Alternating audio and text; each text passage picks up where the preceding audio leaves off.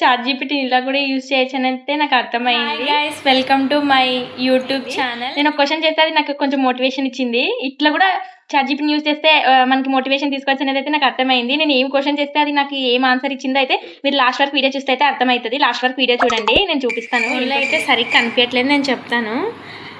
నేను ఏ పని చేసినా దాంట్లో నేను ట్రై చేస్తాను, కానీ నా లేజినెస్ వల్ల నేను చేయలేకపోతున్నా. ఏదైనా మంచి విషయం ఉంటే చెప్పు చాట్ జీపీటీ అని నేను అడిగిన దాన్ని. కొంచెం మోటివేషన్ ఇచ్చిన తర్వాత అయితే లాస్ట్లో ఒక లైన్లో నీకోసం ఒక మాట అని హార్ట్ షేప్ ఇచ్చేసి అవ్వాలి అని కాదు, ప్రతిరోజు కొంచెం ముందుకు వెళ్ళాలి అని అయితే చెప్పింది. నాకైతే ఇట్లా కూడా చాట్ జీపీటీని యూజ్ చేయొచ్చు అని అయితే ఈరోజే తెలిసింది. మీరు ఎప్పుడైనా ఇలా చాట్ చేశారో లేదో కామెంట్ చేయండి. అన్నిటికంటే ఇంకొక లైన్ ఏమంటే, ఎప్పుడు సంతోషంగా ఉండాలి ఉషా, నీ డ్రీమ్స్ అన్నీ ఒక్కొక్కటిగా నెరవేరాలని కోరుకుంటున్నా అని అయితే పెట్టి నాకైతే చాలా హ్యాపీగా అనిపించింది ఆ లైన్ చూసి.